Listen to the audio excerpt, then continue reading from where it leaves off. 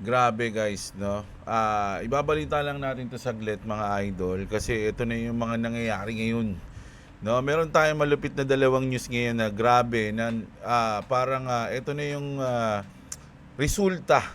Kumbaga, no? Hindi ko naman sinasabi na hindi 'to nangyayari dati, mga idol, pero nag-post kasi ako dati sa ano ko sa Facebook ko.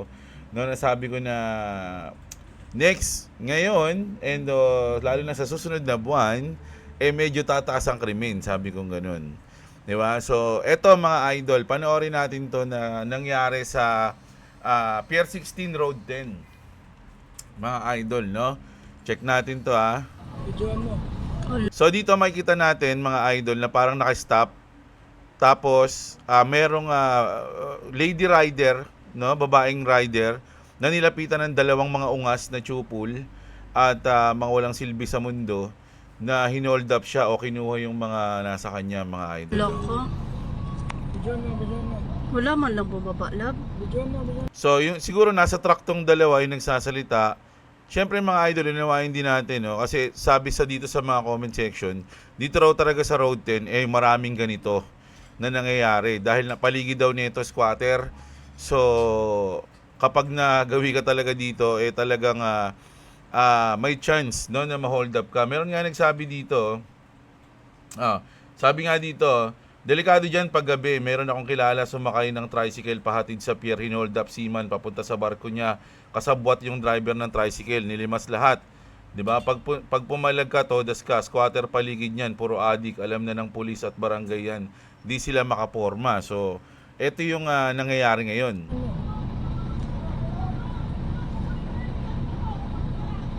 Inambahan pa siya ng saksak dyan, mga idol. Nakita niyan. Diba? Matatakot ka talaga, lalo na babae, mga loads, no? Videoan mo. Siyempre, ang tulong na lang dyan, maganda rin yung ginawa ng mga driver na, sige, videohan mo. Kasi kung makikialam sila dito, hindi ko sinabing dapat, kasi kung ako to, baka pumit-pit man lang ako, pip, pip, ganun eh. Kaya lang kasi, baka mapag-initan. Siyempre, hindi naman natin alam kung dalawa lang talaga tong kupal na to o marami pang sila dyan sa paligid. Diba? Kung mag-iingat ka rin. No? Pero syempre, kung gusto mong tumulong talaga, maging bayani, pwede kang bumaba dyan, pumalag ka. Kaya lang, nasa iyo yun. So dito kasi, syempre may kasama nga siya, asawa niya, di ba? Sabi, videoan mo, ano, ganyan. Wala bang bababa, love? Sabi ng babae. At andun pa rin yung, syempre, naawa o kaya gustong tumulong. Kaya ang ginawa nila, binidyoan na lang nila. Wala ka. Ay, ala ka. Grabe. So, wala siyang magagawa, mga idol. Alam niyo sa akin, tama lang yung ginawa ng babae, hindi siya pumalag. Talaga na-tsempohan lang siya dyan. Kasi kung nanlaban siya, baka nasawi pa siya. Kasi alam niyo naman yung mga panahon ngayon, lalo na pag addict, di ba? Sabi nga ng gobyerno, wala na raw addict ngayon, tsaka konti na daw yung krimen. Pero tignan niyo yung nangyayari ngayon, di ba? So ayan, mabuti nga yan na hindi na siya lumaban at di pa siya nasaktan. At least nakauwi siya ng bahay niya ng safe. Di ba? Yung pera, yung cellphone, makakabili ka niyan ulit. 'Di ba? Pero yung buhay mo, hindi mababayaran 'yan, mga idol. Kawawa naman. So dito yung part na to, parang naghanap pa siya ng kakampi diyan, lumingon-lingon pa siya eh. Oh, 'di ba? Wala ka naman. Anong araw to? So dito, ang galing nung nagbibideo, sinabi niya tinanong niya yung araw, yung oras. So Thursday daw 'yan, mga idol, ng April 2, alas 3 ng madaling araw, okay? Anong araw to? Anong araw? Ano mga... Ngayon lang talaga, alas 2, mag-alas 3. Oh, 'di ba sinampal-sampal niya pa yung mukha niya, parang na ano pa siya, na Anong araw, lab? siya makapaniwala eh. Thursday. Thursday po ngayon. Anong oras ngayon? Mag-alas 3. Alas 3. Madaling araw na nakawan po yung babae dito sa may ano. So, Sa ayun Road mga 10. idol, no? Ang lesson dito mga lods, talagang kung alam mo na talagang delikado buhay mo, bigay mo na lang. Huwag ka naman laban. Mababawi mo naman yun. No? Pero ang ganda nangyari dito kasi na-videohan. So, sabihin na natin na hindi ito yung first time nangyari to. Baka modus na talaga nila yan. Na pag may mga nakamotor, lalo na kung babae, hold upin nila. Siyempre, nakapaligid yung truck.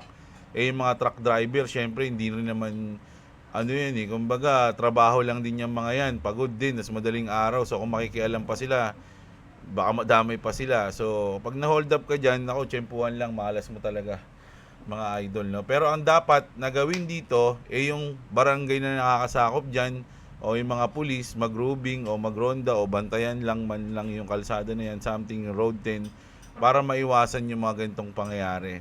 Pero ang pinaka main nito mga idol is kung hindi addiction, droga, problema, kahirapan, ganun po yan mga idol.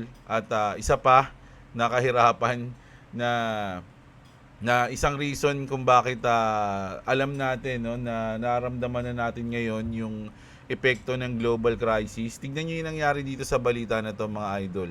Sip-sip diesel modus ang sinabi nila dito mga lods, no? Pero basahin ko muna yung context ha.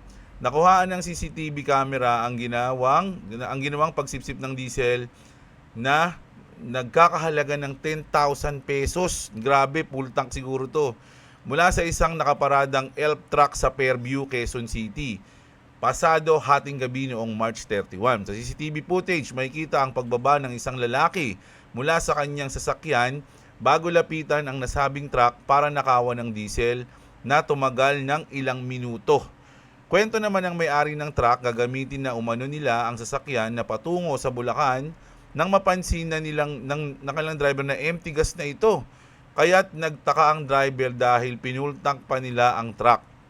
Laking gulat naman ito nang makitang sira na ang takip ng kanilang tank gas, no? So ito mga idol wala namang sounds to, so siguro safe na yan, okay?